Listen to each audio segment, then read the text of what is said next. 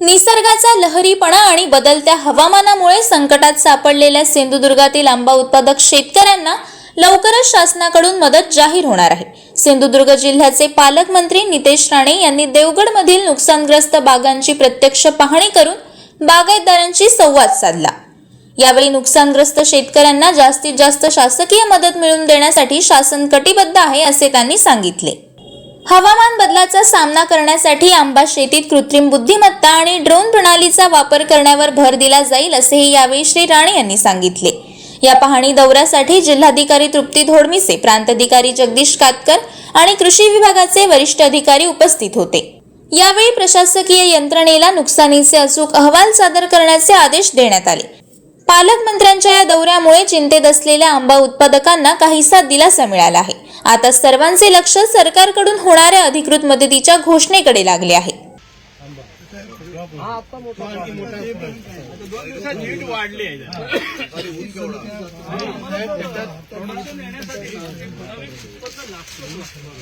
भले आम्हाला 2 पैसे नाही मिळाले तरी चालतील, पण आमचा खर्च भागवला तर माझे 50 लाख खर्च झाले तर मला 50 लाख तरी आले पाहिजे आंबे विकून। मी हॅपी होतो की मला लढायला पुढच्या वर्षी ते पैसे, पण यंदा मी 50 लाख खर्च केले आणि समजा माझे 30 लाखच झाले तर 20 लाखाचा खड्डा घेऊन मला पुढच्या वर्षी हे करायचं नियोजन करायचं आणि त्यात सीसी असतात ते बाहेर होत नाही। आणि मग शेतकऱ्याचं काय म्हणतात ना, जो स्वाभिमान जे आम्ही ताट मानेने काही जगलोय ना, ते आर्थिक फटक्यात आम्ही सापडलो की आम्ही बॅकफुटला गेलो। आज आम्ही हे बोलतो ना, ते आमचं सगळं गेलं देवगडचं जे काय आम्ही म्हणतो की आम्ही वैभव म्हणा की पेक्षाही भयानक संकट आता आमच्यावर येणार आहे ते फळमाशी। हा सगळा आंबा फळमाशी डॅमेज करणार।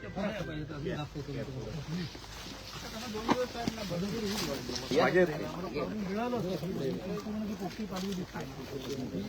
फुटायला हवी होती ती आमच्या हिशोबाने 15 फेब्रुवारी 10 फेब्रुवारीला फुटते, म्हणजे हा थर्ड मोर असा आपण पकडतो किंवा चौथा मोर, तो आता आलेलाच नाही। त्यामुळे ते यील्ड कमी आहे सगळं। पहिल्या दुसऱ्याचं पहिलं गेलं आणि तिसऱ्यातून आम्हाला मिळालंच नाही। त्यामुळे सर यंदा आंब्यासाठी काहीतरी द्यायला लागणार आहे, कारण इलाजच नाही। प्रत्येक जण अडकलेला आहे, कमी जास्त असते आंब्याला कमी असेल, एखादा जास्त अडकलेला आहे 100%। आणि आम्ही ही आता स्वतःची बाग आहे, पण आणि 7-8 बागा आम्ही कराराने केलेल्या आहेत, असे अनेक लोक आहेत। असंच आम्ही बिझनेस आमचे वाढवत नाही आणि त्यांचे पैसे वगैरे सगळे देऊन झालेले आहेत, कीटकनाशक आमचे देऊन झालेले आहेत, काही जणांनी वायदे केले। कोकण संवादच्या ताज्या घडामोडींसाठी चॅनलला सबस्क्राईब करा आणि बेल आयकॉनला क्लिक करा।